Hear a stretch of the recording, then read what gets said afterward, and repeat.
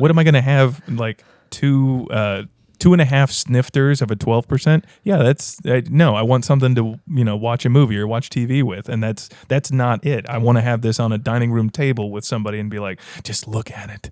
Just look at the label. Look how it pours. Let's untap it together. Never drink snifters alone is the name of this episode. In my old Kentucky home. Kentucky.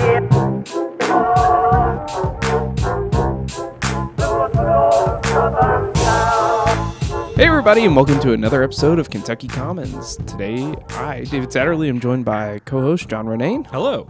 And a one special guest, Mike Abel, head brewer at Fork and Ale House. Did I say that right? You did? That's out of Carmel, Indiana, and you're also a Cellarman at Ashen Elm Cider. Correct. How many jobs do you have? Count the ones that I'm paid or not paid for. I was going to say, like, you're in good company. You're like a guy in your 30s in the year 2023. Like, I think we all have like 5 or 6 jobs, just kind of like a prima facie or whatever. It's kind of built into the generational definition at this point. So you're in good company. Soft hustle culture. Yeah, exactly. Thanks, Gary Vaynerchuk. 2 points for John already using words I don't know. Okay. Yeah, Mike, thank you for coming on. We appreciate you coming down all the way from Carmel, Indiana. Yeah. But we are going to start this podcast the same way we do all of our podcasts, with a special beer. And you brought not 1, not 2, but literally like 18. So There's a cooler. There's a cooler. So I'm going to let you pick what we start off on, because I am super interested in all the things from Carmel, Indiana, and regionally. I don't get up there too much. Yeah, a lot of people in the Louisville area, it's kind of a bounce back to scene, right? That we're sister cities by one way or another, but maybe just by regionality.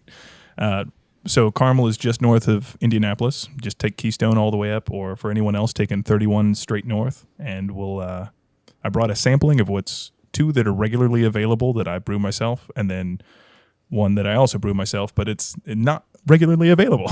Nice. Those are the best ones, honestly. Yeah. So let's start. I was going to go this direction here. So if we're going bitterness units up the scale. Yeah. So just a classic Hefeweizen. Hell yeah. So a little bit hazy. We're Hefe boys. Good. Little hazy, spice, of course, those notes. I've been playing around with a couple of yeasts. My provider recently stopped carrying a yeast that I really enjoy. So this is that yeast, and it's probably the last one.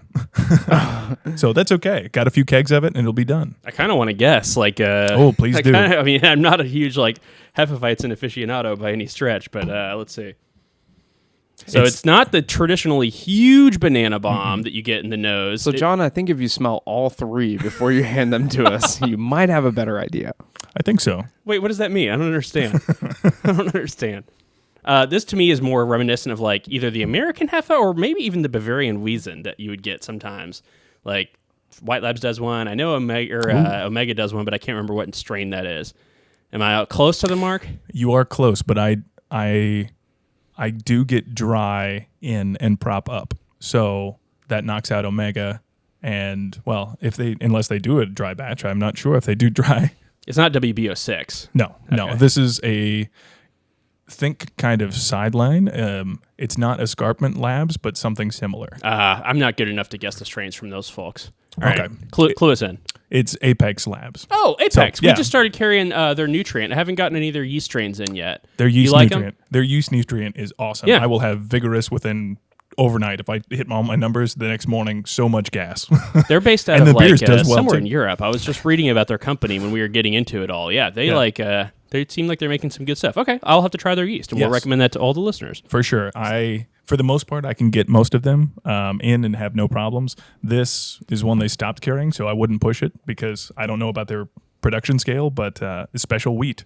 And it comes out kind of across, like you're talking about, like some of that dry. Mm-hmm. It's very dry for Hefeweizen. Yeah. That's what I like in a Hefeweizen, and it reminds me of the Bavarian. So White Labs does 2 Hefe strains. They do more than that, but 2 big ones. They're like 300 and the 351. The 300's your classic, like Munich Hefeweizen. Mm-hmm. The 351 is like the Bavarian Hefeweizen, or the Bavarian Weizen, they call it. And it's like the banana's more subdued, and then it just dries out. It's a little more balanced. This reminds me a lot of that, and it's my favorite one. This is great. This is Nice. an excellent Hefeweizen. Thank you. Thank you very much. So for anyone that's not a home brewer, this is a Hefeweizen from Fork and Ale House? Not Fork Correct. and Ale House. Fork and Ale House. Fork and and Ale. Ale Fork House. plus It's Ale all. House. Yeah. So tell us a little bit about this establishment. It's a kitchen, brewery. Correct. So they came about in 2019. I'm their third brewer. First one had a bit of family issues, had to step away. I replaced the person who was second, so hopefully I'm replacing them with a better option because they were removed from that position for not the best brews. Ah, nice. So I'm still here. That's good. I'm going, I want to say 2 weeks from now, I'll be there for a year, solid. I don't have any assistants. It's just myself. Wow. You guys burn a fairly large system, right? Large-ish. It's For one guy. for one guy. It's a psycho brew system. Are you familiar? No. Okay. Enlighten me. So it's a 4-vessel hot side, and each container, each pot is 100 gallons. So because it's tall and thin, I don't like to push my limits. Somewhere between 2 and 3 barrels on each side. So you get this mash in the center. You can do a strong pull and move out to the sides, no problem. And you do boil both on the same side, or items 1 and 4 if you're looking at it. And you end up with anywhere from, on the small side, I can do safely 2 barrels or so and not worry about it, barrel each side, and then up to 5, so 2.5 per side without it affecting the boil time. If you go up to that full 3-barrel line, dispersion of heat, it's tall and thin, so it takes forever to reach a boil. Mm-hmm. And that's kind of that sweet spot too, where like a lot of people who want to maintain the like vibe of being able to do niche kind of homebrewy kind of fun things without having to focus on production schedules, without having to focus on all of the things that kind of become problems when you do become a big brewery. That seems like a really good sweet spot. So for the restaurant, yes, I love that fact because I can do. They were a restaurant first, even though it has brewery into the name. I think that was kind of the addition, the positive news, like, hey, we can put beer with this that we make on site. Well, now it's 1 block away in a warehouse, but still very close. And I would call that on site. Yeah. it's on site. If I can walk over a keg, it's on site. Yeah. And that's not, you guys make more than just your own beer on site too. I think a lot of the ethos behind Fork and Ale House, you guys make your own pizza dough. You guys make like a lot of the stuff that are served to the customers. What, any other kind of things that stand out to you that you munch on? All the food stuff is scratch. Like not as much as I used to whenever I first got there because I would expand, but many pizzas and calzones. It's dough from scratch. All the meats are smoked in-house, for hours on end. There's smoked turkey, there's beef, just shredded beef. There's, the turkey, and it's using the beer too. So they'll do a smoke, and then to keep it moist, they'll braise it in the beer and finalize it. All right, so day it's good. trip for anybody listening. Take a little trip up to Carmel, visit Mike, visit Fork and Ale House. Tell us maybe just a quick overview, too, of Ash and Elm, what you're doing in that role with the cidery up there. So I am just a cellarman. For those who are unaware of that role, that's kind of like this step-on role where you do keg cleaning, tank cleaning, some smaller tasks where you're putting some fruits and other fruits. In this case, a lot of apple base, and then using to that. But I really like the people that I work with, and I just fill in when I can, 1 or 2 days a week. Seems like their output has been insane lately. It's been, they're just expanding at such a rate. I just love everything that they do. Like they did a vanilla pawpaw cider. I don't have it with me, sadly, but there was such a small batch when things are strange and small.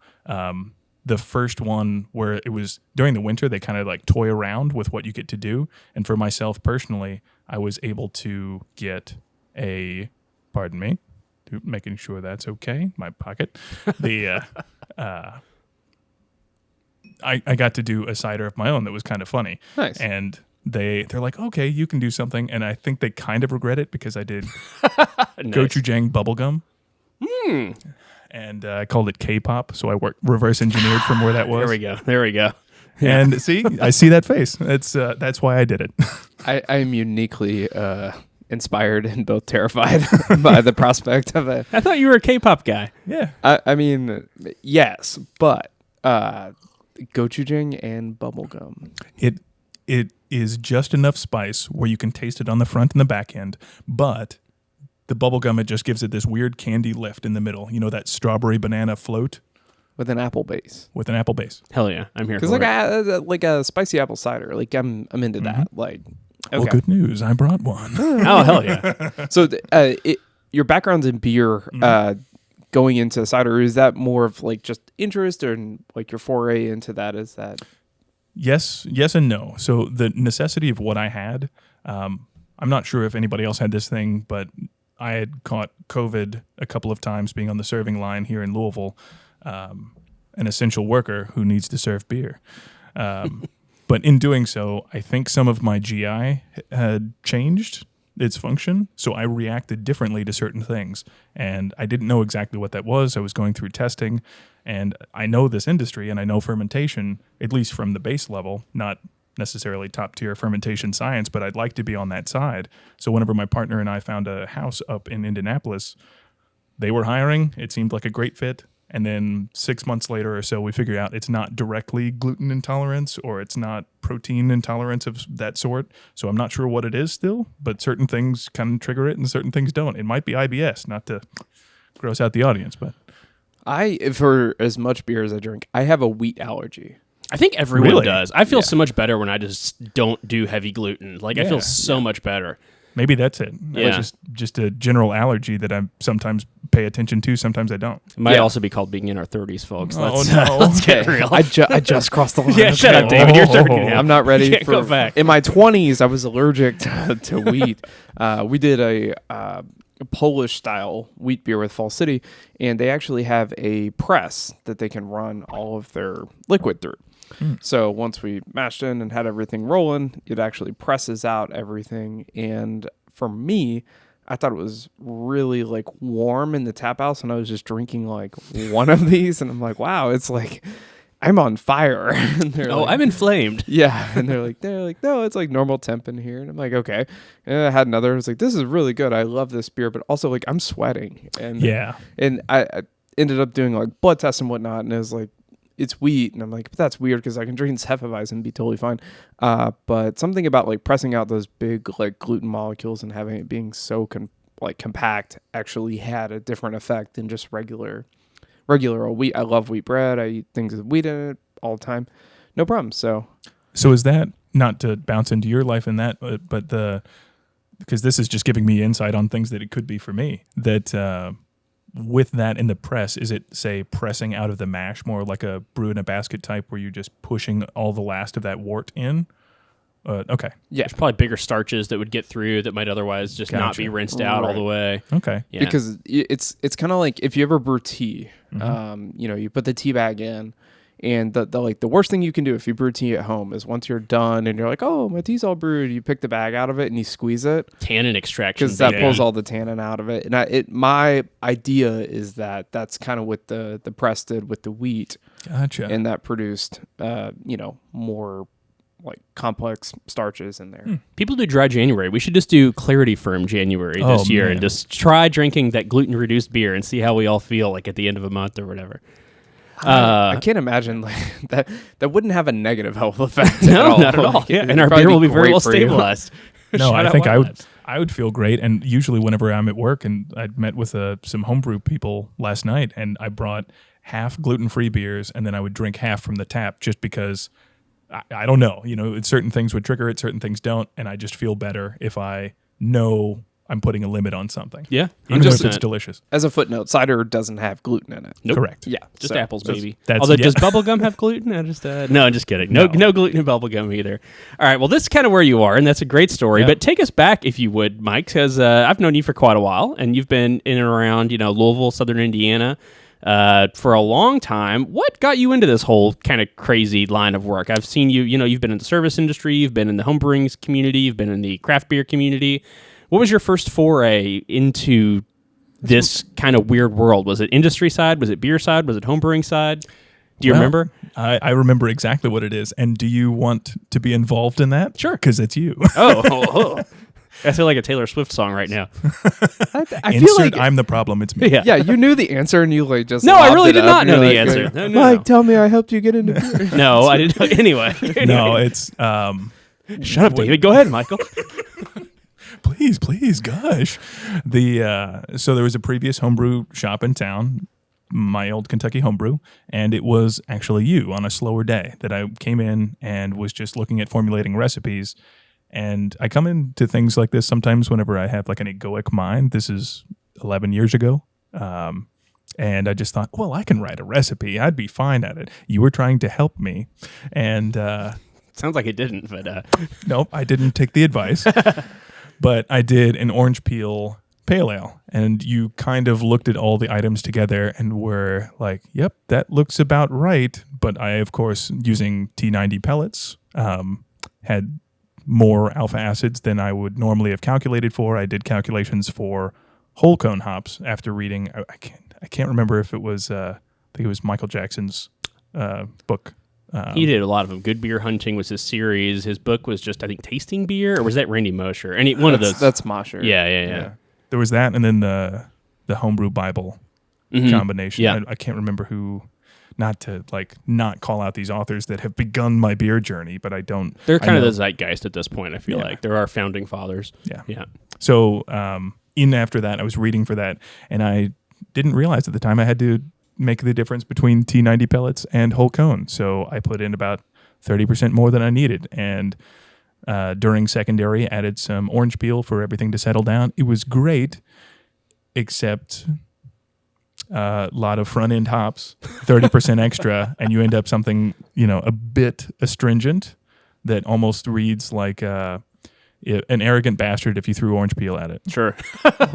It was not what I intended. I still drank it and was like, I'm not right on this, but I'm close, and I'm going to keep doing it.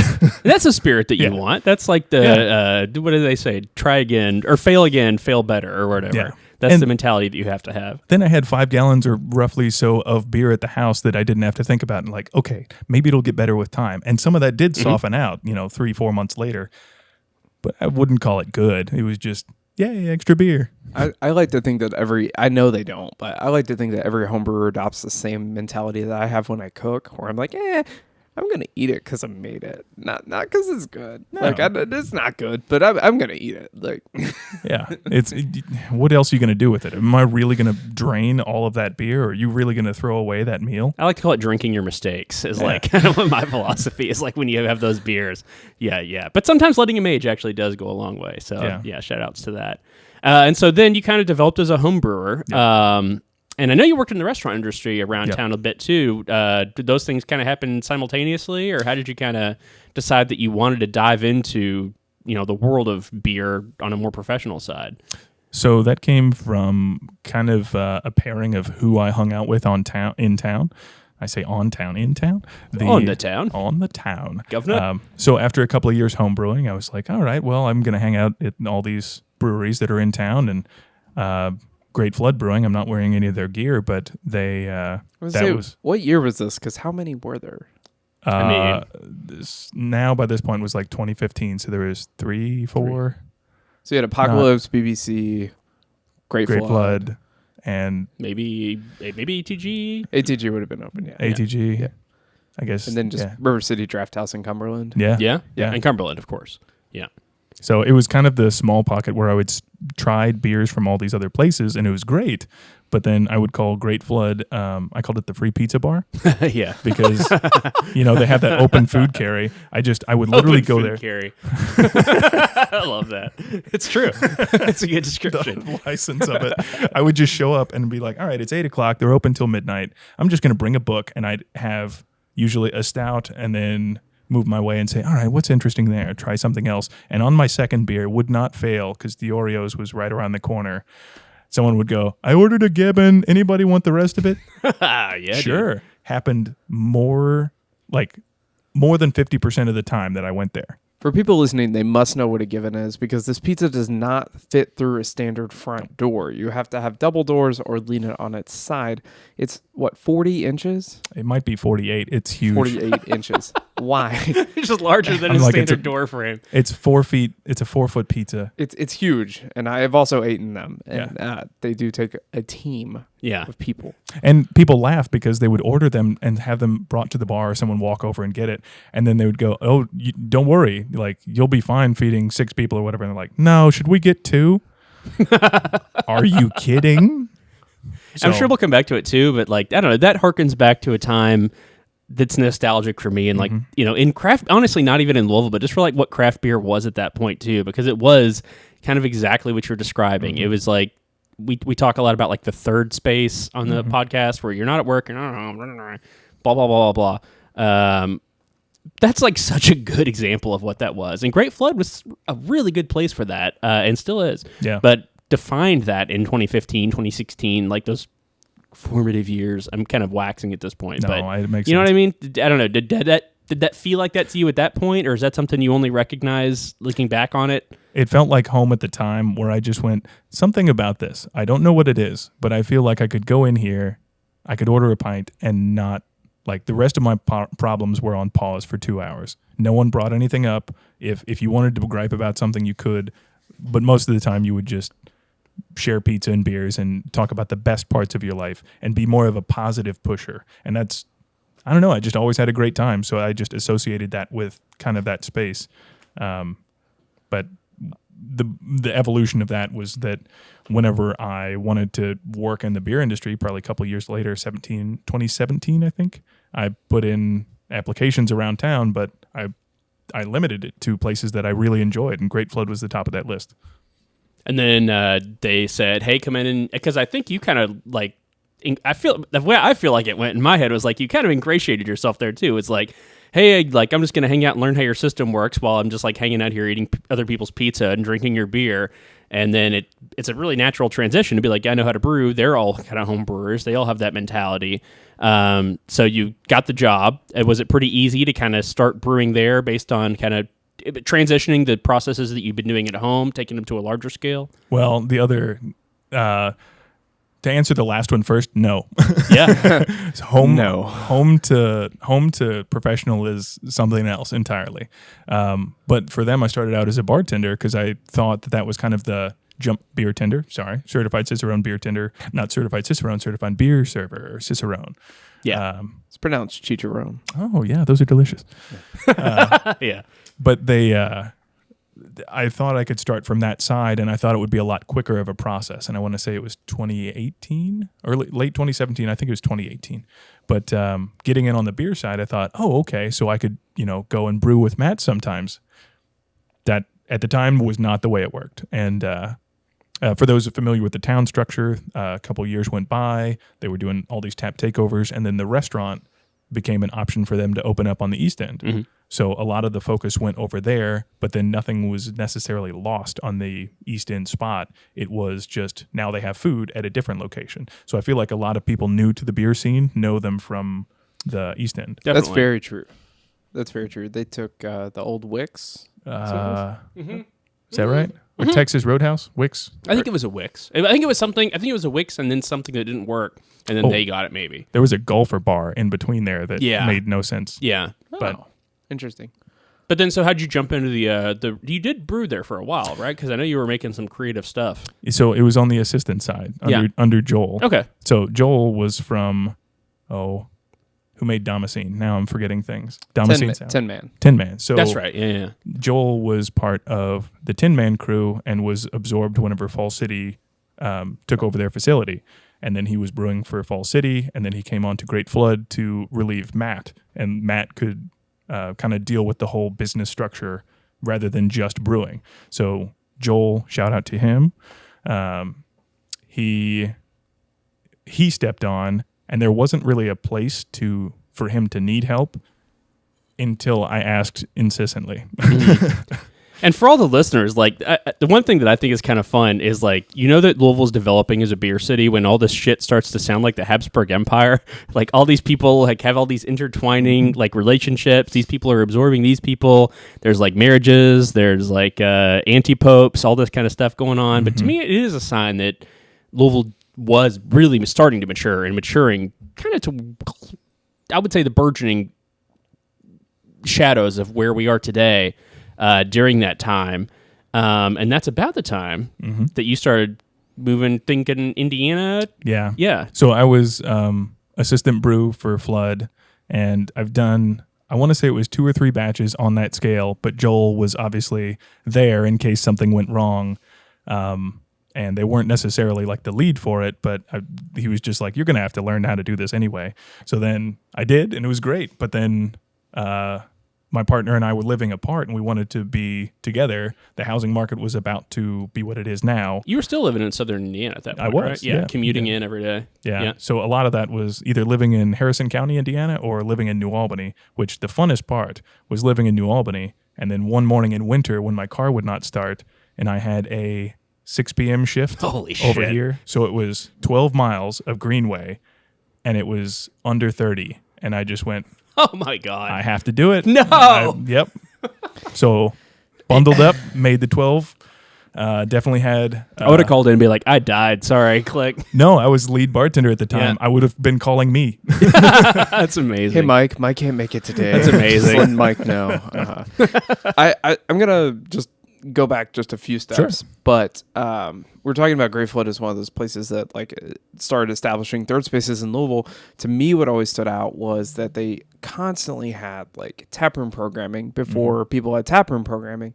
There was like the Run Club, there was games on tap, there was all kinds of like the free pizza, there was a book club, there's all kinds of stuff. And even to go as far as you just talked about it being really cold outside, it was like if it snowed, we're opening up at what, noon was it? It was the, It was basically like a snow day. Yeah. And it was basically like, if it snows on the ground, we have someone that lives close enough, they're going to walk and open up the tap room early because of how many people in the neighborhood would actually just walk there. Well, then they also had the flood deal as well. The flood watch deal or flood warning deal. Sorry. Oh, nice. If there was, now don't put this out that I believe this is not active anymore because there's not a training system in place. This, like many things, it's depending on where your focus is. But at one time, it was the flood warning deal. If there was a local flood warning for Louisville, obviously it was if you can get into the tap room and someone is in there, $5 for a growler fill. Amazing. That's so, awesome. Like, if you need beer, Even if you come up in a boat. I think it might have been half off. So I'm remembering things, but everything's hazy. Of course, I've had several 100,000 beers in between that point. But there was a flood warning deal, and I always loved that because they would be like, "Well, who's going to come in?" Well, the entirety of Bellarmine neighborhood, everyone in that spot. Right. They'd just come in. Same way with the snow. They'd just walking in snow, like, "Can I have a beer, please?" Absolutely. If I'm here, you're here. Let's go. I mean, what else do you do on a snow day when like school's canceled and you're like in your junior year and you're like trying to drop out, but you're like, damn, I got two more semesters left and I got this stupid piece of paper. But or they allow kids too, at least in actually, they both still locations family still friendly. do. So they you would notice that families were like, I can't work, but I have to take care of my kids. Can I please just come in and have a beer? You can do whatever you want. I know you live 4 blocks that way. You're walking with the kids through the snow. Come in and have a beer. I don't care. Yeah. Like, not my decision too, but it was like, it was basically if the bartender could get to the bar, it was going to open. No problems. So speaking of having another beer, I cracked this open. This is a cider, I believe, from Ashen Elm, where you're cellaring. Mm-hmm. What did you say this was? It was a mango habanero? Habanero. I think it was called, it's El Camino. It's a habanero. I don't know if that's the pineapple or not. For those just in the audio, I did not have these fully labeled, so that's on me. No, this one, I got the pepper Yeah. in the nose. It's not super spicy or anything, but you get that little teeny tickle of capsaicin back there. That's delightful. And yeah, it tastes like mango to me. Yeah. Tastes like mango. There's another fruit besides apple, and I think it's mango habanero. That was the other that kind of paired up to it. That's what it tastes like. That's quite good. That's It's delicious. it's building a little more as I sip on it. I'm finding the heat. I like this, though. We had Pivot, Martin and Pivot on earlier, or like half a year ago at this point. But anyway, No, it wasn't. Earlier I don't this know. year. I can't keep track of fucking time. But cider is a whole thing that people don't think about enough too. Kind of like either if you're approaching it from gluten standpoint, but even if you're a beer lover, especially in the fall, just like branching out and trying some cider, highly, highly recommend. So good. And you go ahead. Oh, sorry. I love beer. Like, it's been the most like unique, interesting thing that I've tried over the course of like my young adult life. Trying cider and wine has like completely enveloped like a whole different taste profile. The things that are bad in beer are good in cider and wine. It's very, very confusing when you're a beer judge. But But this cider's fantastic. Thank you. I like it a lot. I had, on this day, I was near the room where we were processing peppers. That person, whenever you cut, I think it was like 10 or 20 pounds of peppers, you wear the full goggle gear, you go in full scuba to make sure that none of it gets to you. And it's one room with as much ventilation as you can get. And then you do a steep series. So not giving away any secrets, but depending on what the item is, it needs to either be steeped hot or cold in either juice or fermented cider to get that final extract. And then it's, parts per million from there. You just got to build it up from a tiny glass to 40 barrels, 80 barrels, who knows? Yeah, this hits the spot. This is great because you don't taste the heat, but then it just kind of just lingers back there. It's not spicy by any definition, but you get that little bit of warming that works really well with the fruitiness, and it's just freaking delicious. So, yeah, I like that a lot. Through the shop, do you see a lot of homebrew ciders go through or no? Yeah, obviously it's very seasonal. So, usually August, September, a little bit in October, but that's like the big cider season. People will kind of get interested in making it. But I would say more and more every year we see a little uptick and more people interested in doing that because it's so easy. Yeah. You just get yourself some decent juice and a little package of, you can use wine yeast, you can use ale yeast. I think cider yeast is just a blend of ale yeast and wine yeast, although there might be some specific cider strains. But it's so freaking easy. A lot of them they'll either push or mute the sulfur notes. So they might be more active or more less, whatever the fermentation profile you're looking for. It could be blowing it off or not even producing it to begin with. Yeah. So who knows? Yeah. Well, talk us through a little bit too. So at this point, you had worked the Louisville scene for a long time, even ridden your bike in the blistering cold to drive across the goddamned Ohio River. But at some point, you decided to transition a little bit further north. But you just did you know that you kind of wanted to stay in the beer industry or what was that like when you decided to kind of change the venue? It's kind of strange because at the same time I was looking for something that filled this educational gap on myself, and it was either going to go deeper in the beer world, which I was already doing, but then I had also gotten my personal training certificate. So I'm a certified personal trainer that also has For everyone just listening, we should also just encourage you to subscribe to our YouTube. 'Cause Mike's jacked. Come on. David's also jacked. Yeah. I'm covering it. Yeah. But anyway, not to derail you. So it's a different kind of thing. I was looking for a different pact of education. I'm still taking those classes now, but it's helping out, let's say, 2 or 3 people a year versus what I thought it was going to be, seeing small groups of people or helping hundreds of people through a business. I just operate as a small LLC and train people that just want to change themselves through that. So it was either going to take that route or the other. And whenever I saw that they had an opening for a cellarman, I thought, okay, similar, not the same, but close enough that I could understand the mechanics. So I've cleaned kegs before, I've done lines, I've cleaned tanks. I can at least do those things. So, and your partner was like, I know you have 2 jobs, but can you please get a third? Yeah. So she was the leading factor. Once we found a house that was perfect, we were the second people to tour the house.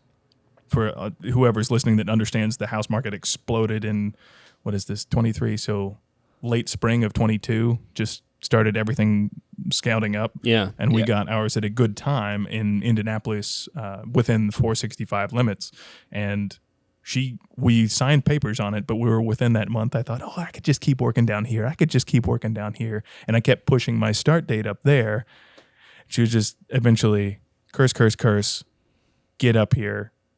You're done. I'm like, okay, all right. Yeah. All right. So they're always right. Yeah. They're always right. It's I need to change. You got it. All right. So I moved in. Yeah. Yeah, no, I was going to say you've been in Indy for a while now. Yeah. We're all homeboys. We travel a bit, but yeah, homeboy. You're my homeboy. Yeah. We're all homers. Is that a better way to say Home it? fry? Yeah. We're all very Louisville centric and kind of what we do on a day-to-day basis dealing with beer. You've been ingrained very much into the kind of Louisville beer scene and now kind of into the indie beer scene too. Has anything jumped out at you as kind of, I don't know, differences in the drinking patterns, differences in, obviously the sports teams that they're into and stuff, but I don't know, anything notable drinking culture here versus, in Indy and in and around the Indianapolis area? So I see sours as like a big lead. It seems like every Indianapolis brewery has some sort of kettle sour. I don't think that's the entire case down here, but it may not be. You probably have more info than myself, of course. I'm only down every couple months, probably 2 or 3 months, but I'll stop and hit 1 or 2 places in between. They have a lot of kettle sours become like kind of that flagship. I think people are just. I mean, it's a lacto, but everybody seems to like at least throw a pitch at it to figure it out. Yeah, so they'll do a batch, and then you see such and such is sour, and then they might fruit in the next version or so. Okay, I see that a lot in Indy, and then I also see generally sweeter beer. That might not be my whole set, but I see a lot more of, let's say, higher finishing gravity beers, and that's in the New England series, of course. But Brut is almost dead out of the water as far as a style that's round everywhere. But a lot of higher finishing gravities, like the 1016, 1018s, 1020s. But you've got to hold it with something, right? You've either got to have that acid, that juice to balance, or, I mean, started high enough that it feels balanced, right? So like an imperial stout that we're probably all going to see start spiking in the next month or two. Just a lot of sweeter beers, and it seems like the culture is drink more of the lighter, but guaranteed get yourself one of the heavier. Yeah. I don't know if that's the same either. Does that feel like that? I personally subscribe to that. Like, you guys have Daredevil up there. They make like world-class lagers. They're fantastic. But you also have like Gugman House, which is awesome. Like great, and they're in the hazy game and like pushing things forward. Like a lot of people are doing as well. And I think there's still a little bit of that scarcity of like I gotta try this at least once, but I'm not probably buying like 5 or 6 to like Cellar anymore. One main thing is that something that I see that's gone, and I might just be old angry brewer here, but bombers. I miss bombers. Yeah, we talked about that during the barrel panel. Oh, I have so many bombers. Like you're sitting on them in your cellar right now? They're underneath my bathroom cabinet. They're in my kitchen cabinet. I have 3 fridges. Are they full or empty? Oh no, they're full. Okay, good. Yeah. What's your address? Bring back bombers, folks. Yeah, bring back bombers. I don't know. That was part of that like culture too back in 2015, 2016, 2020, whatever. That's like, where most of these bottles are from. Yeah. When you can get the good shit. And it's not that it's bad that people are getting canned. So we're moving from canned 6-pack to canned 4-pack, I think, is on a whole, and that's great. But sharing a pint of something is different than I have 22 ounces of something, and it seems like the presentation is different too. You treat it with a little bit more love on that end. Even though I am very much for aluminum for its infinite recyclability, bombers should still be a thing. Yeah, glass is very recyclable too. Yeah. And you're right. I've never heard anybody quite put it that way, but the presentation of a bomber is like, here it is. There's this nice, like, it takes 2 hands usually if you're going to, like, make sure everything gets metered out. It's almost like bringing a bottle of wine to it's a party. It's a big label. Yeah. It just simply looks better. But, like, when you're at home and this is just sitting in your cabinet, you're like, fuck, that's a lot of beer to drink. You're not going to open one for yourself. You kind of look at it and go, well, I'll bring that to something someday, and it gets to be 3 years down the line, and you're like, maybe I won't. I like sometimes at the end of the night I'll like open my fridge and I'd be like, man, I just just like sit at home, just like decompress a little bit. And I like opened the fridge the other day and I'm like, shit, I can't drink any of this. And my partner at the time was just like, what? Why not? And I'm like, it's all too big. Like it's just like, what do you mean? They're like cans. And I'm like, no, they're like 12%. Like I'm gonna big in the alcohol percent. Yeah, I was like, I'm gonna pass out. Yeah. What am I gonna have? Like 2.5 snifters of a 12%. Yeah, that's no. I want something to watch a movie or watch TV with, and that's not it. I want to have this on a dining room table with somebody and be like, just look at it, just look at the label, look how it pours. Let's untap it together. Never drink snifters alone is the name of this episode. I'll also put out that I made the mistake of at 10:30 at night opening up a can of Atrium Beans, which is like an 11% coffee stout with a massive amount of coffee in it. And I got the same kind of like, there's a lot of coffee in that. I'm like, yeah, but it's really good. And they're like, we're going to bed. Like, Did you have feel fun. the effects? like, I'm not. I'm going to be up until 4. I have caffeine alcohol in myself. Caffeine alcohol. But yeah, there is something about that bottle presentation that makes it a little more special, that like you preserve it longer. But now I just want to start a YouTube series called like Poor Decisions, and it's just my fault for cellaring it too long. And this is all stuff that would have been great at the time. And the adage that I always like roll back to is like, the brewer decided when this was ready, and then my stupid ass decided to hold on to it for 5 more years. So this is really my fault. I'm hoping that it's the brewer, because sometimes it's the marketing team. So that brewer was probably like, you can age it for 10 years. It's in a bomber. I don't care. Versus drink it within 3 years. I would hope that as you are aging things, that you'd be tasting them and deciding at that point that this is the right time to release this, and not the other way. But I'm sure it happens all the time. Like, we got to get this out. This is liquid. Like, got to move it. A friend of mine and I thought about, we don't know if we're going to make the move on it yet, but we've thought about starting a distro-only beer company that was only specialty releases. It would be 1 to 2 releases per year. It would either be in bombers or 750s, and it would be a presentation label of something that's like, look, this is something different and weird. Treat it not like, oh, I'll just throw them in the back of the Miata and like let them dingle around in the back seat. Nope. Like, this More is like one of wine. those. Yeah. So I definitely think there's room for that, and I miss that about that part of our. I mean, that's when there were more beer shares and stuff like that back then. You know. Yeah. Yeah. I miss beer shares too. That's another. It's not that they're gone. They seem to be in. They've dwindled. Yeah, They've dwindled. I mean, COVID Significantly. obviously put a for sure. kibosh on a lot of that stuff too, and it was just like kind of getting back there. But yeah, the bottle format changed and the culture changed, but I'm for it. Before we move off the topic, I had one more Indianapolis question. Yes. Especially as somebody who's into physical fitness and stuff. How baller is the Indy Greenway, and why should Louisville get up on that shit? So I have a 15-mile trail that is within a mile of my house. I live just a couple miles from the center of town in a little blob called Irvington. If anyone knows that spot, it's like not HB something. The first serial killer of America out of Chicago. What's his name? Courtney will know if she's not listening, but she definitely will know.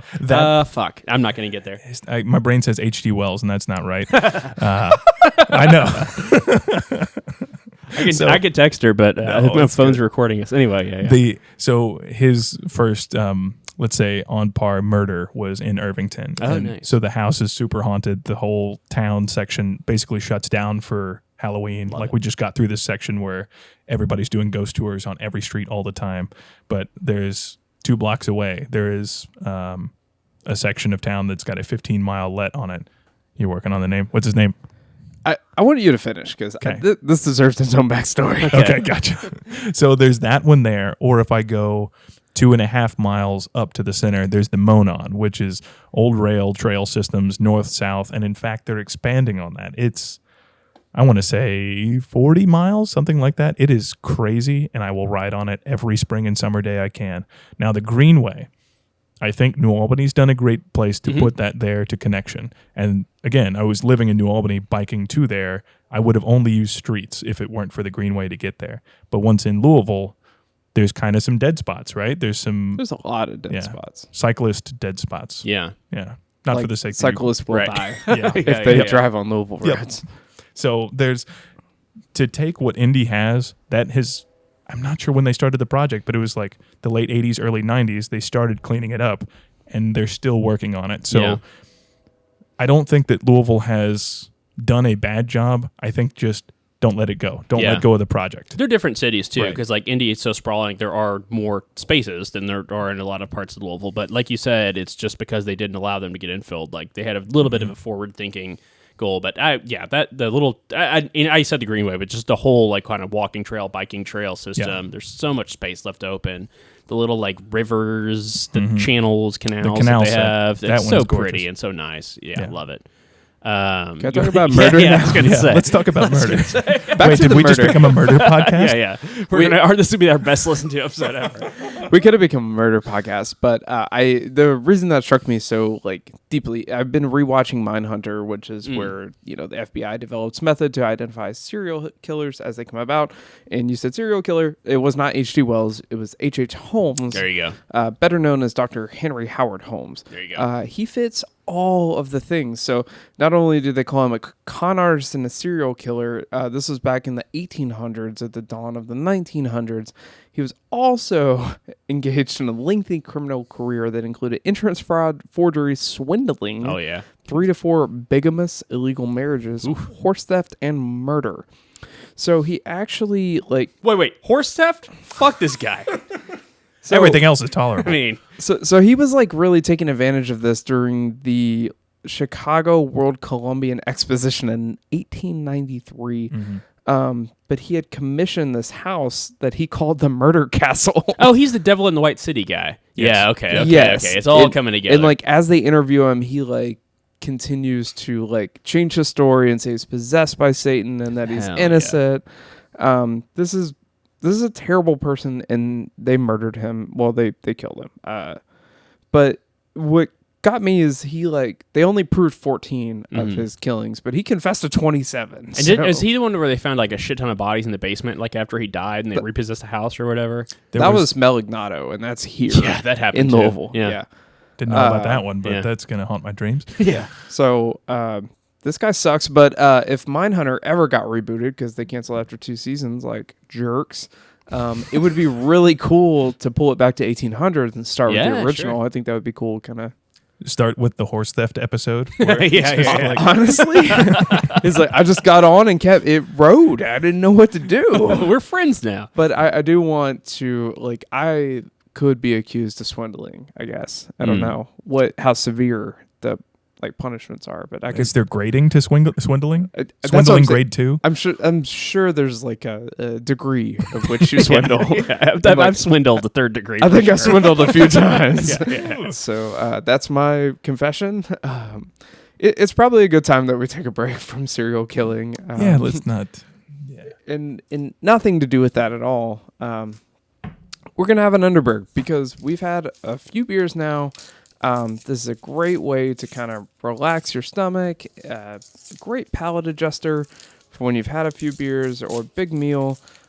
This is a generationally produced product over centuries now. 5 generations of excellence. 5 generations of excellence, and we love to have them on this podcast.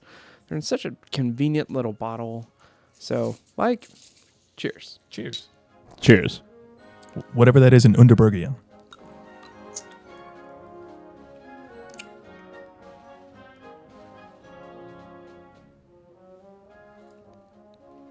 That was great. I got a lot of bubbles in my ear that time. Yeah, I got the Norwegian effect. Yeah. Where you're supposed to if you plug up your ears while you do it, you hear glug, glug, glug. I heard glugs. It's like a little, I call it like a babbling brook and like a Norwegian fjord kind of sound effect. Wow. Thank you, Ragnarok. And also thanks Underberg for sponsoring our From Stave to Glass panel during Louisville Beer Week. That was awesome. We really enjoyed you guys being out there for that. Yeah, if you haven't seen that episode, it's full of industry experts talking about the way that barrels are treated, what goes into barrels, how it comes out of barrels. There was a full tasting with different ages and maturities on it, and also several beers that were sampled throughout the event. This is the second year we've done it. I hope we do it again next year. It was really a blast. Thank you, Third Turn, for hosting that. Yeah. In their actual barrel room, which is lined full of barrel staves. Very, very cool event. I'm very thankful for panelists for coming out. If you want to listen to that, it is maybe like 2 2 or episodes 3 episodes back, yeah. Yeah, a lot of good information there. May I put a plug in that's kind of shared with that? Yeah, of course. Since John, you personally, but you as well, like this center of beer education and discussion. If anyone who's listening is a home brewer with that all effective need to start their own brewery or work as a brewer, as someone who's gone up in the awkwardest of stages, beer education, beer talks, and community, like you can never have enough. And I appreciate you both for putting this out there and existing in a time that beer education seems to be dwindling also. And that's kind of the rebirth of that kind of culture, like it was back then, because we were all just getting into it because we were fucking nerds, and like we just wanted to like make some weird shit. Not on my hat, but yeah, for sure. I'm the exact same. I identify with that. Yeah, I like I continue to learn even when I think I've got like most of the primary stuff down after, 8+ years. And then I meet someone from St. Louis or outside of Illinois that's like, hey, we ferment all our beers with sourdough yeast. And I'm like, that doesn't seem possible. And they're like, everything you just drank was sourdough yeast. And Was that distill? no. Okay. No. It was actually Scratch. Shout out Scratch. Oh, haven't had them. Need to. Fantastic. If you can make it out there. John, you prepared a game for us this evening? Oh, dear. Yeah, we do have a little game for you, Mike. We talked a little bit about your, background in beer. Abel, I did ask you earlier, is a German-oriented name. We also know that you're into physical fitness. We've touched on that briefly. We do know that the whole Germanic history, very macho men, very much into that Euro training circuit type training. So we've prepared a little game for you here. I don't exactly know what I want to call it, but we are just going to call it Bier oder Euro Training. So the name of the game is Bier oder Euro Training, and I've got some kind of obscure German words. Gotcha. We all know that there's a lot of history in kind of weird beer culture in Germany as well. Your job, I'll give you the word, and then I'll give you 2 definitions for the word, one having to do with beer, one having to do with exercise or physical training. Your job is to figure out, is it beer related? David hasn't seen these, so you guys can play together. Okay. Beer related, or is it related to physical exercise? We'll do a test batch just to get you guys into the spirit of the game here. So our first one could be something like Kreuzen. Real definition, a frothy head that forms on fermenting beer. Fake definition, a dynamic stretching exercise for breaking up fascia along your spine. And you would choose, is it beer or exercise? Beer or training? Legally both, but I guess beer. Sure. Yeah, correct. And then the literal translation, fermentation bubbles, apparently, is what that literally translates to, depending on how you define those things, according to ChatGTP. All right. So we all understand the game? All right. So number 1, and pardon my German pronunciation for all of our German listeners, a Pfossenstich. A Pfossenstich. A ceremonial act of tapping a beer to serve its contents, or a targeted abdominal exercise resembling bending to tighten your boots. A Pfossenstich. I think Pfossenstich would be tying the boots, right? Or were you thinking the opposite? Yeah, I was thinking like faucet. Like Faucet being faucet, like so for the tapping. Yeah, like now we'll warn you, David knows, but whenever we do these games, I always try to be a little tricky sometimes too. So I could be trying to trick you. I know, but the Stich that warrants back earlier. I'm gonna go German. Yeah, German. Well, they're all German. It's either beer related or training, circuit training related. Go French. God, cut onto us. We were gonna win every. Yeah. All right, so you guys are going exercise. I go exercise. The literal translation, Pfossenstich, keg tapping. It's like, so basically if we were doing like the mayor coming to Oktoberfest to tap the keg, that would be the Pfossenstich when You they mean would the like guy from Ohio Valley Wrestling. Yeah, that guy. Okay. That guy. Pfossenstich, the keg tapping, ceremonial act of tapping a beer to serve its contents. So is it, to break that apart, is Stich the tapping portion? I thought you Or is spoke it the other way German. around? I thought you're the German guy. It's in there. Yeah. But it's not. That's out why I there. did the boots thing, because it was like stitch. So I was like, they'll think it's like tying your boots. Okay, Fasten so- stitch. So I tried to fake you guys out. All right, so that's how you fake it. Yeah. I got you. I'm Yeah. reading the reading. Now double fake out. This one will just be completely literal. Gotcha. The German word is Spundlock. Spundlock. The opening in a barrel where a stopper or bung is inserted, or a term for lifting a medicine ball until all your joints are fully extended and locked. It's the barrel. It's the barrel. Yeah. Spundlocked Spunding. is the barrel hole. Yeah. It's the bung hole. Literal translation, allegedly. All right, you guys got that one. All right. Congratulations. Number 3. Kraftaustur. Kraftaustur. Bless you. A transfer protocol for ensuring the endurance of a beer's flavor over time, the ability to exert strength over an extended period, crucial in fitness training. Say the word again. Kraftaustur. There's no guarantees I'm pronouncing that correctly. Kraftaustur. Kraft. I'm going to go exercise just because we haven't had one, but I haven't brushed up on my Reinheitsgebot lately. So But it would be ensuring the So for For beer, it would be a transfer protocol. So it's a protocol for ensuring the endurance of beer's flavor over time. So MGD would probably call that like cold filtration or like something like that. I don't really know. That sounds like bullshit. Yeah. So for exercise, it'd be the ability to exert strength over an extended period. So we might call that like not circuit training, but Conditioning. yeah, like just strength conditioning or something. That might be the way we would describe it. I think I'm in agreement with you just because Germans were notably for like to preserve the flavor and set. It was keep it cold, keep it separated, and draw off what need be. So Send it to America. Yeah. Well. Yeah. Yeah. So exercise. It means strength endurance. All so right. you guys got that one. All right. We like it. Our next one is Hopfenspaltung. Hopfenspaltung. The process of dividing and processing hops for brewing beer. So kind of like hop harvesting, I guess. And then dividing them up into like whatever they call those. Pellets or bales or whatever, like bricks. Yeah. Or an exercise involving a split jump where you divide the full maximum vertical jump into like units, I guess. I don't know what that means exactly, but No, that's the beer one. It's Hopfen, and I don't think jump is Hopfen. So Yeah. no, it's hop. You're hopping. No, Hopfen. yeah. Hopfenspaltung. It means a hop splitting. You guys nailed it. Yeah. You guys got that one on the fucking nose. All right, so that's, I guess, when they just get them through the whatever and they bale them up and they dole them out into usable chunks for the breweries. Our next German word for either beer or exercise is Ausdauerlauf. Ausdauerlauf is a sensory training session that involves a full day of tasting and evaluative exercises, or a long-distance running exercise focused on building stamina. Ausdauerlauf. Ausdauerlauf. A full day of sensory training or a long-distance running exercise. The Lauf would mean like getting rid of something, right? So we would be like jettisoning something. So if it just means like peeing a lot, it could be a full day's worth of testing. Now I'm confusing myself. I don't know.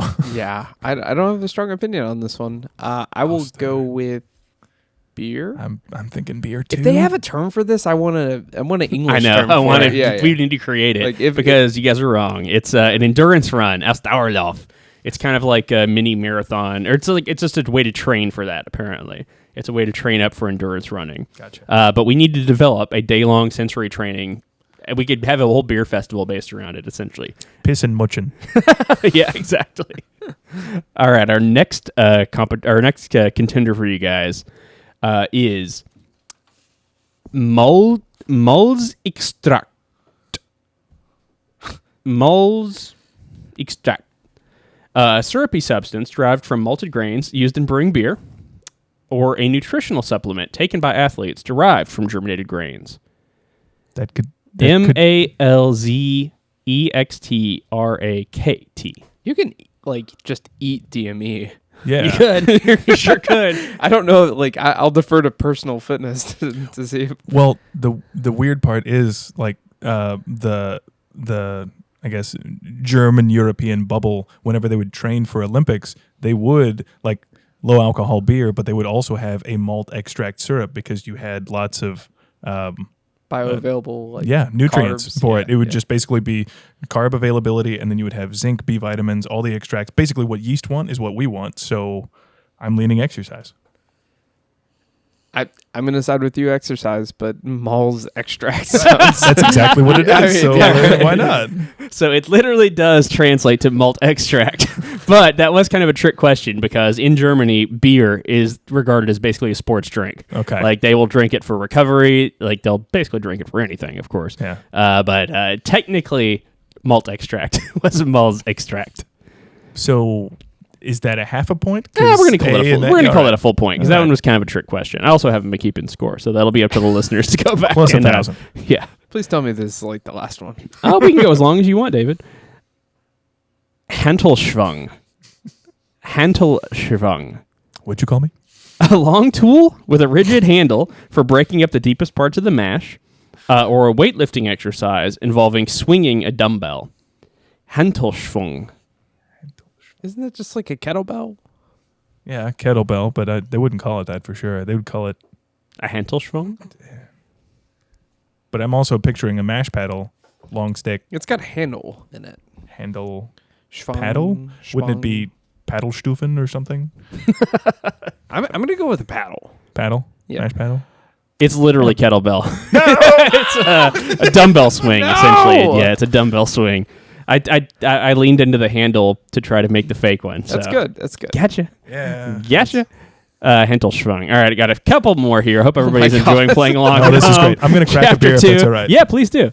So Um, let's talk about the beer because it just needed. I need a small Mini bird break. from German. All right. Do you? I do. Well, this is our Gefrauchte Winter Warmer Ale. Yeah, it's Scotch ale, wee heavy.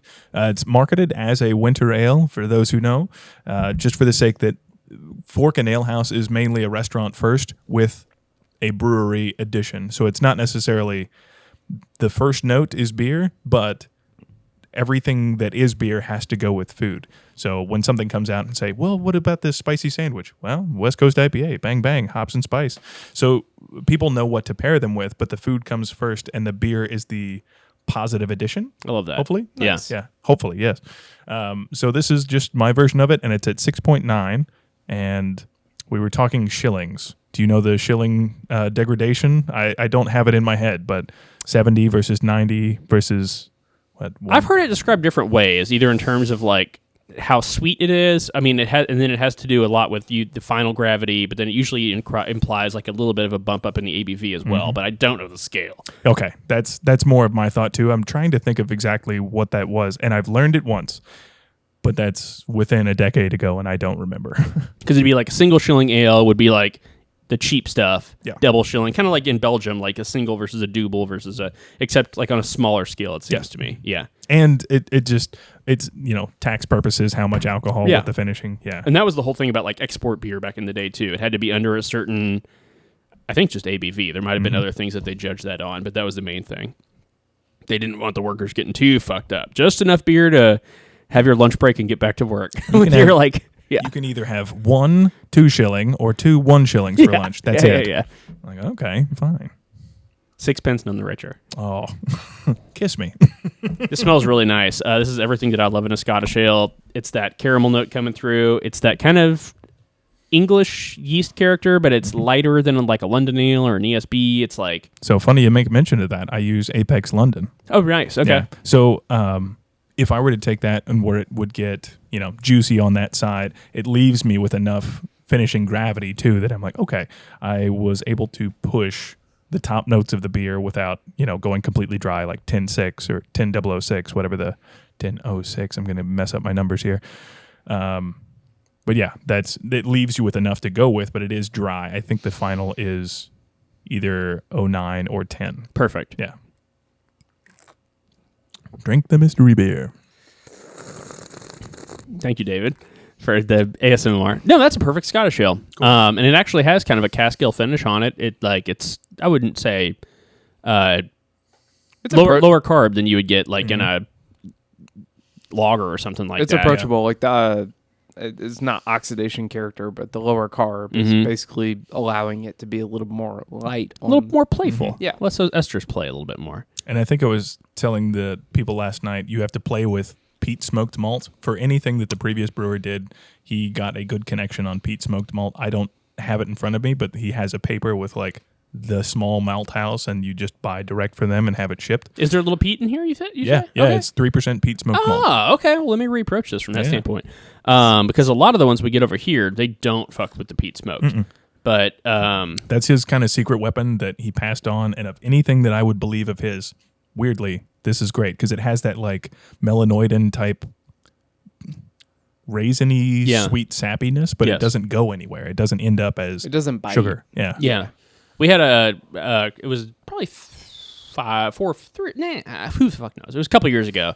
We had a customer from Scotland, and he grew up there, and he like came over here. He's like, all the Scottish. Let me try to refine my Scottish accent. Yeah, hold on. like, all the- you could just say it in English. It's fine. No, I'm not going to do that. Have you heard this podcast before? I'm clearly not going to do You have it. to say it Like, in all German these, with all a these Scottish fucking accent. yeah. These Scottish ales are shit, boy. We got to make one like this is Irish. Anyway, he wanted to make a Scottish ale like it tasted, and we did 3 or 4 iterations, and we got some peat smoked malt in for him, and he would like tweak it and tweak it and tweak it. And I think on his third or fourth iteration, he was like, "This is it. This is fucking it. We got it, lad. This tastes like it did in the old country." That's Yeah. Anyway, sorry, folks. Sorry, Scotlanders, and sorry for everyone from Germany and from Scotland for everything you've had to hear, and America. Honestly, if you guys are listening to this, but I was he just leaned gonna, in the peat smoke, and he said that was what set it off. Yeah.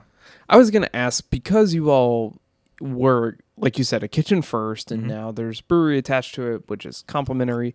Are you designing beers like this that would go along with certain dishes that you all prepare? Not anything directly, but it's on the whole program. So my form on this is trying to get everyone certified beer server, or at least the knowledge therein. So I hold, right now it's about once every 2 months, maybe 3 months, just some educational classes on what's different, taste this, taste that. But I would love if there was enough people on to say, okay, this is the next step. This is how you move beer. This is how you describe beer. And a lot of that, it's not that it's missed or anything. People just go, okay, dark. Okay, light. Okay, hoppy. There's one word rather than a full bounty of descriptors, which, again, going back to that education, I'm not going to fault anyone for that, because that's what the world they came into is: hoppy, sour, just one word descriptors. Well, and the vastness of it all does take a significant amount of investment, both personally and educationally, to like actually understand it and like to like knock down the pretentiousness of it. Like, for me, the best bartenders or beer tenders are the people that can not only tell me like the best question that a beer tender can ask me is like, what do you like? Because I know enough to navigate you through this, instead of, I want something hoppy. What's your best triple IPA? And you're just like, yeah, I mean, this one sells a lot. I would add a small addendum to that too, and like and it's not even necessarily about like knowing the right words or like knowing what something tastes like, but it's about learning how to talk to somebody about it. Sure, because then you can help them figure out what they think, because everybody's palate's different or whatever. But it's like learning how to have that conversation. That's great. Yeah. But I was going to say that like your investment in time and the staff is, I'm sure, goes far and beyond, what is recognized as like, oh, we tasted through this stuff. Because if you're a server, you make more tips, you can like sell a little more product. The overall business does better. The beer sells more. It's a good compliment to have with your business. And it just helps everyone too. I don't exist just to make beer and be out of the way, right? That should never be any person's one job, unless they're hired, let's be honest, from a corporate standpoint, as a shift brewer. Yeah. That is, if you're at AB InBev, you should, make beer, leave. Yep. But if you're on the side of a small business, you should plug as many holes as you can as you see them. And though I don't have a stake in this business, it is my job. It is my craft. I like being part of it. So why not give up? I think right now we're doing every now and then a Friday morning or a Saturday morning saying, look, these 2 beers have come out in this time. These 3 have come out in this time. What do you taste? So as an old beer I say old. Word of the day. Whenever I used to... David just turned 30. We're all old. Oh, yeah. That's the fun. We have a local brewer, makes fantastic beer, and occasionally I'll give him feedback about like what's going on, and his answer usually is, I just make the beer. And I'm slowly rolling that over to like, yeah, I know you do, and it's really good, and it needs to be served this way. So if you can do anything to influence that, like, not that, I mean, I care because I love this and I know how much work you put into it, but like, if you can have any influence on like how this is poured and how's it presented, like that goes a long way, because I respect what you do and everyone else should too. Yeah. I think that's great. That's exactly what it is. And they've been hit in the face enough from the front lines that they might be just retreating, kind of an ostrich style of like, you know what? I'm going to do what I do best rather than making that branch out. And I don't fault them for that either. No, I don't fault it. I mean, the brewing on its own is a laborious and unthankful job on a whole. So. Especially when you just go home and then read all the Untapped and you're just like, I don't want to talk to these people anymore. Untapped forever. Burn it. I'd rather talk to me to the face, please. Just come up and... Which is how it should be, right? Like, tell me I don't like this beer because blank. That's fine. If you're the only person that says that in the next 3 years, neutral. Yeah. It's gone. It's fine. We'll talk why, and I will get you to the right beer for you. But if we're going back to things that we don't understand, we can finish John's game. Good point. Good point. Well, instead of finishing my game, I would think moving into something maybe you brought forth. I only have a couple more. I got my best ones are all out before me. Okay. Or behind me rather. But we do sometimes ask our guests to bring a show and tell. Did you bring some things for us to show and tell and talk about? So the first beer related was these items here. So I had these sets. Yeah. I just kind of the operation. I wanted to make sure that you tried things that were from both locations. And then the second is kind of a two-part, if it makes sense. It's my life. It's now or never. Okay, sorry. Oh no, I was wondering about that. I'm like, should I worry about copyright laws? Is it the tortillas? It is not the tortillas. There is a green-handled item in there. Ooh. All right, this looks very interesting. All right, so this is the smallest item that I could bring that makes total sense for this. It is a melodica.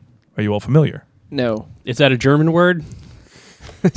Meladuken. I was going to guess, harmonica, melodica. Okay, yeah, I thought it might be a musical instrument. Yeah. I see Mark Rubele.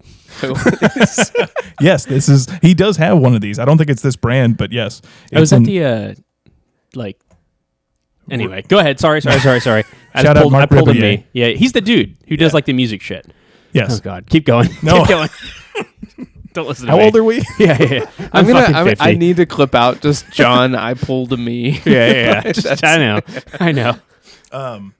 No, he. You're right, actually. So this is an air-powered. Think of a harmonica if you put piano keys on it. Fuck yeah! So it's called a melodica, and I really like the fact that I can goofball around and I can take a keyboard harmonica with me into space. Like I could, because I could make this work, but right into these third spaces that I'm talking about. If something or that you've brought up is just somewhere else where I can go, okay, I can share music. Parts of this may be annoying as hell, but sometimes it's not. Yeah. That's just one of those where it's kind of showing my love of other things, my love of other education sources. So music I've been involved with since I was sub age 10, took piano lessons, I've taught percussion. I did, the next part was kind of another show of music. So this is one of two of the second non-beer item. The first item was beer related, which is the beer. The second is two musical items, but one of them's not musical. It's on me. Okay. What are the things called? It's like the bagpipe, but it has keys. The accordion. Sorry. Yeah. It's like a bagpipe, but it has keys. Oh, Jesus Christ. For editing, zoom in on my face as he described that. Yeah. While we're drinking Scottish ale. I have no... What? Could you... There's air, keys, you compress it. You basically got it. That's basically what that is. So this is pretty fun, and we'll see if this gets past the market of it, but you just blow like normal.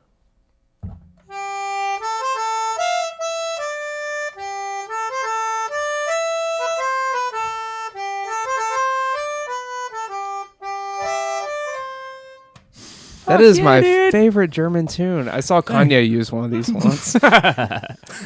We were looking for a new theme song for the show, so that might be like the theme song now. Yeah, I think that's it. Well, welcome if I could... this podcast. We are sorry. No, that was... did anyone recognize it? Dun, dun, dun, dun, dun, dun. No, I don't think so. Is that from Zelda? I just rickrolled y'all. Was that it? That was it. Yeah. Never gonna give you up. Never gonna let you down. Never gonna play my harmonica and punk you. Melodica. Melodica. Play melodica and punk you. So Siri, play melodica. Yeah. That was actually that's fantastic. Be good. So this is just like a series where I keep this in my car pretty much all the time, much to the annoyance of my girlfriend. So if I'm ever if you're not annoying your girlfriend on a daily basis, you're doing it wrong. What am I doing? She's not your girlfriend. Yeah. So it's just with one of your those melodica in your car. And I will just jump this out, and I will play, like, especially if I'm waiting on it for Stop Raining before I go in somewhere, I'll just play, like, Here Comes the Sun. Love it. And and if it doesn't get me either slapped or the yeah look, like put that away or I'm taking away your food privileges kind of look. I can just imagine the look every time this like light green box comes out. Like, no. Put that away. Put what away?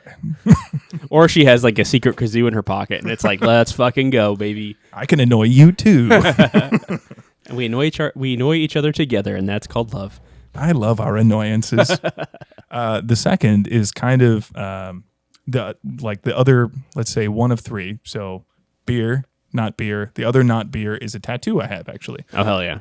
It is relative to music, again, another side of my life that kind of blurs those lines of what education is and what I look forward to. I've taught percussion for, well, it's been a while now, but at the time it was 8 to 10 years, and I don't anymore. It's just one of those things that evolves, but I play a lot of music at the house. I try to play other stuff. I'm into records, but when I was roughly 20 years old, I was not sure where I was going. I was teaching at 2 or 3 high schools. I was homebrewing.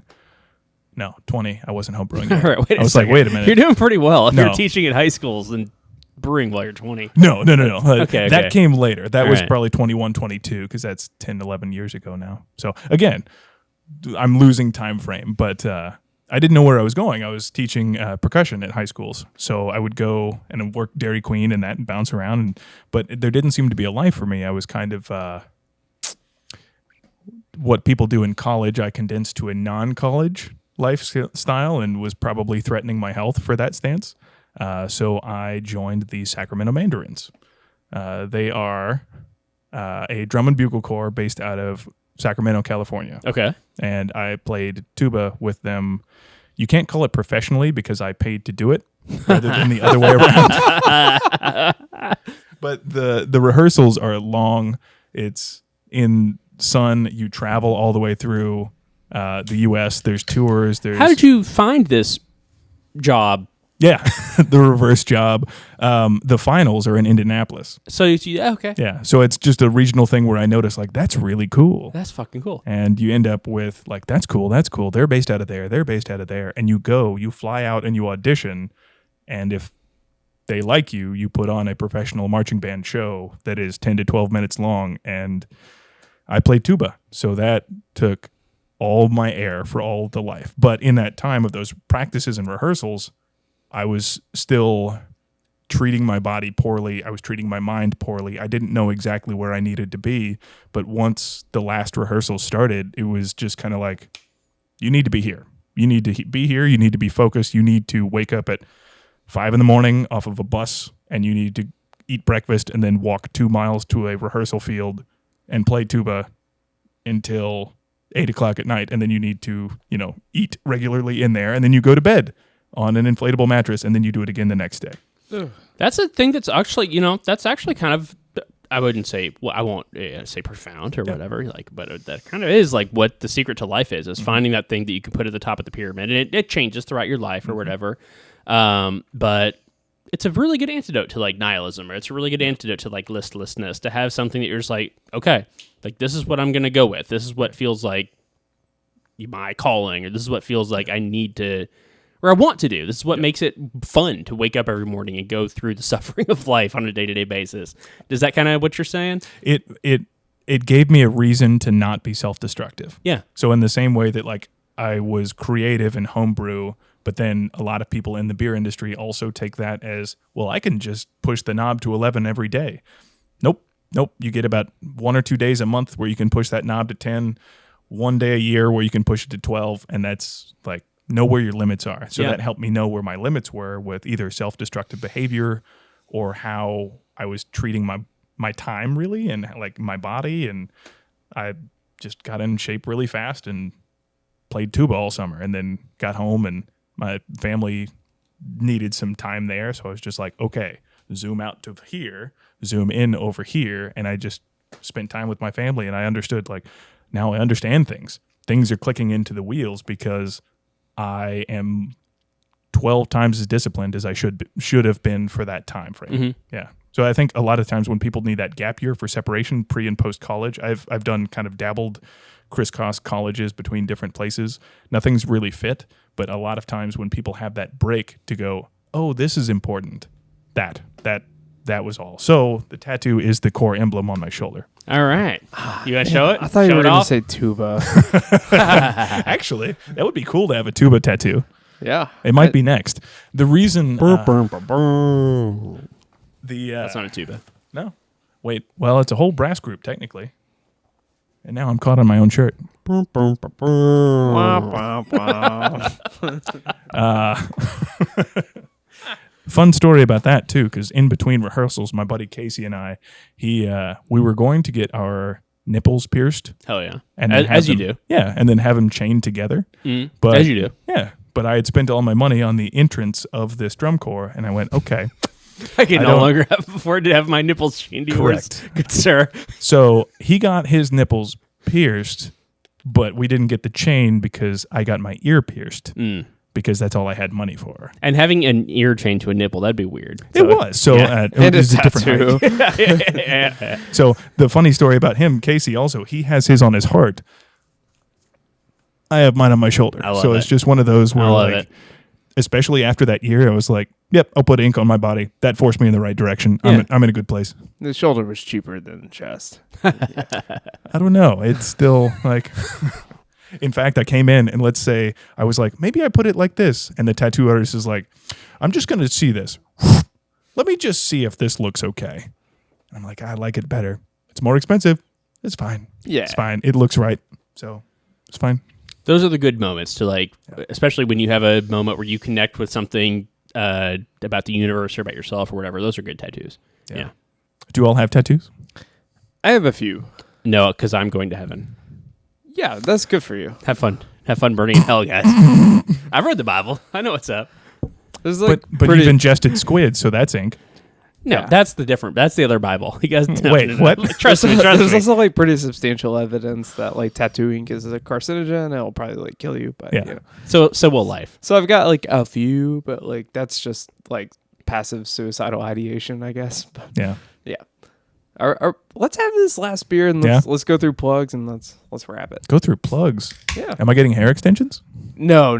There's no Surprise! This episode is brought to you by whatever. I don't know. John Sunshine. Stamos. Did he get hair plugs? No, that was always the joke in the Have show. mercy. Like, Okay, it's yeah. like, oh, So the it's- hair.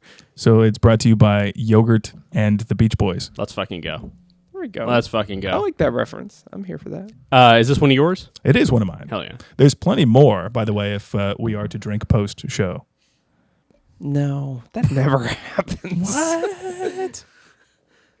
So this is called Hopping Hound. It's one of those. It was an older recipe on there, but I essentially fixed it up a little bit. So it's more in the new vein of hops, but it's 2 malts, 3 hops. It is technically a 2-stage. It smells like an old school like West Coast IPA. Bingo. And did you can it I did. Yeah. from the brewery? Yeah. From tap. Wow, it like it's creamy in the head. It's holding that like the head Yeah. is really creamy too. Mm-hmm. Yeah, this is completely traditional West Coast. Oh IPA. yeah, dude, that's fantastic. That's what I want. Is whenever I go somewhere, and I'm like, "Do you have a West Coast?" Again, we've talked about before. Like, no shade on hazy IPAs because that's a thing that people want, and that seems to be part of the industry, and everybody enjoys it. I do as well. But my palate was kind of raised on this. Yeah. So I'd Oh, yeah. rather go back. And that's okay. This to me, the way I would describe this is like it's the first thing you get is just that light citrusy orange peel kind of thing. Mm-hmm. Then the balance is in that the bitterness, and I'm assuming there's a little bit of some kind of a caramelized crystal malt, something Very low. Yeah, but enough just to balance that little bit of IBU that's actually there. Like it's actually got some bite. It rounds out perfectly. It's very good. 65 IBU and shoot, I can't think. It's like 10 Levy-Bond caramel, like caramel Yeah, 10. perfect. Just Perfect. a little. Yep, I love it. This is not a knock. It tastes super heavy for like 5%. Like it's got every malt characteristic in there, and then that bitterness just cut straight through it. Now, This reminds me of beer that I started drinking Yeah. when I started drinking, which is a good thing. I love the reminiscent aspect of it. Like it's far beyond what is like standard. Like it's not dry. Like it's just big malty backbone to support all the bitterness that comes through.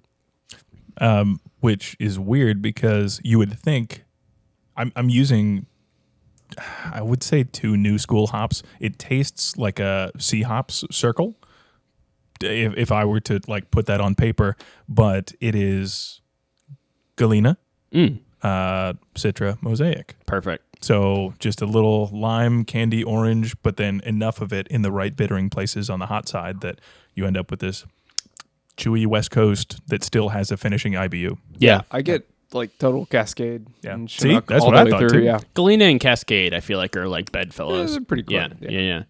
Yeah, this takes me all back. What does Nietzsche say? 3 designations of the soul I shall grant to thee. Yes. To be the lion, to be the camel, and then to at last become the child again. That's and what we're all becoming the child in our love of like these fucking craft beer old school shit that we grew up on in that era of like 2015, 2016. That's 20, great. whatever. I thought we made it almost through an entire episode without a Nietzsche reference. No, and I it's just not going to happen. can really never escape that. But as we wrap this up, Mike, thank you for coming Yeah. on. I appreciate it super much. No, thank you all for having me. I appreciate this. Thank you. If there's anything that I can do to help the beer scene between Louisville and the Indianapolis or Carmel market, please let me know. Because I think you can make like daily trips down. to some of oh, these- okay, yeah, Bring beer and cider. I'm not. I mean, you walk 12 miles through, inclement weather. I'll just take the train. That active train that's happening right now. Yeah, we have a train. Really good mass transit system. Really good. Yeah, look up Louisville Ale Rail. It's yeah. coming. Wait a minute. We built a monorail system in 2015. Didn't the Simpsons but do that? The city destroyed it. Yeah, Simpsons always did it first. Well, John, always did it first. Before we close out, do you have anything to plug for this week? I think mine's gonna. I hope not to be sycophantic here, but I will shout out Indianapolis. Use words people don't know. Sycophantic. It would just be like sucking up, whatever. I don't want to sound like a suck up here. A sicko sycophant. fanboy. Yeah, that's a good way to describe it. But anyway, so one of the things Courtney and I like to do is take little day trips. So Cincinnati, Nashville's a little far. Indy is an excellent day trip. If people here in Louisville listening, it's like once you're on the highway, it's literally like an hour. It's like an hour 20 to get to IKEA. It's probably an hour 30 to get to your place. It's once you're on the interstate, like it's closer to 2 hours. But if you're off for the day and come up, the Children's Museum, those who have parents, pop up there for the Children's Museum. Have a beer while you're at it. Doesn't even have to be mine. I don't care. There's so many good little small breweries as well. And one of the things that I like about Indy too is that kind of like Louisville, like the downtown's not exactly why you come there, although there are really cool things downtown, but there's so many cool districts in Indy. The like art museum, the children's museum, I can't remember the name of the park, but we went to like this really cool old like park. Oh, the art park with the pillars and the 100 acres is bones the one. and- Yeah, that's super fun. So there's so much good stuff to do in Indy, and there's really good beer, really good food. It's an excellent day trip. So May I make a pairing shout out to Yes. someone who's near me? Of So course. I'm in Irvington, and kind of a south near me, there is a brewer pair called Kismetic. That's their brewery, Kismetic Beer Company or Kismetic Brewing. They've just been awesome. So they've been awesome in collabs through Ash and Elm. Working with anytime I need something or having questions. We have a similar Blickman fermentation series and whatnot, so I'll ask him occasionally on something weird that's I going always on. forget you guys have Blickman up there. It's right. I've driven to go Yeah. get seals on the door on the same day. Just like, I need this today. They're like, okay, sure. Show up at the warehouse. Bang, bang. But yeah, at Kismetic Brewing or Kismetic Beer Co., fantastic, especially if you're going up to Indy. Please. They just got named number 2 or number 3 USA Today best new bar in the nation. Okay. That's So- on my I list. love the name. Yeah, Kismetic. I love it. Do you have anything to plug, Mike? We usually, sometimes it'll be like shows you're watching or Oh, like yeah. games you're playing or like, I was going to do Adolf Hitler because I found a really good podcast about it. It's called Adolf Hitler, The Rise and Fall. It's like one of the best podcast series I've ever heard. So, but then I did the German thing. So I was like, I was just, Yeah. are you going to tie that all together and just Yeah. make it a nice package for fascism? It's just anything you've been into, basically. Okay. Yeah. Black Books, The you ever British seen it? podcast series. Yeah. With, what's his name? Fuck. or not the podcast series, the show. Yeah. The TV podcast. I'm trying to remember the guy's name. Dylan Moran. Yeah, and then the other guy with the long hair. Ian Mullaney. Yeah, or fucking amazing. Mul something. But they're both amazing comics, so I watch a lot of British TV in my spare time. Taskmaster also. Oh, dude, yes. That's Taskmaster. one of my favorites. Alex Horn and the guy... Greg Davies. He's fucking awesome. Yeah, dude. I sit here at this computer in the homebrew shop sometimes if it's slow, and I just watch Taskmaster shit. Please and I'm do. like, why can't our podcast be as good as Taskmaster? Plug to Taskmaster. New episodes of this season every Friday on Taskmaster/YouTube or inverted.whatever.com. Hell yeah. That's an excellent shout out. Yeah. It just gives me so much joy. Have you seen it? No, I that's tried to make him watch it one time. That's the first time a guest has plugged another podcast on our podcast, and I'm here for it. Oh, it's a Thank TV you. show. It's a TV Oh, show. okay. Well, you said the TV show that I was, said that. I was wrong. Yeah, I was wrong. yeah. I can sandwich them together because technically there is a Taskmaster podcast, but the show is better. So I'd rather watch the visual podcast that is TV. Oh, okay. David, what do you got for us? I feel like I've thrown you off a bunch Yeah, right you now. guys left a lot on the table. You need to say it in German. I did shoes. Okay. Like the things you wear on your feet. Those are pretty important. If you've never had really okay shoes that actually support your foot, when you leave your 20s, you have to do that. You gotta wear stuff on your feet, especially if you want to move pretty quickly, aka run. I don't know the German word for run, but we are running. So shout out shoes. Hoka sponsor us. It's great if you can drink beer and run in Hokas. That's awesome too. That's what I'm trying to do right now. So. I've seen you running by the shop a couple times this week. I have. You've been getting it. My house to the shop to home is 5 miles? exactly a 5K. Yeah. Yeah, A 5K? perfect. Yeah. Yeah, so that's been the route. It's been pretty interesting to actually feel what shoes feel like. When you grow up skateboarding for 17 years, all your shoes are flat and you don't actually have any support and you don't actually walk correctly.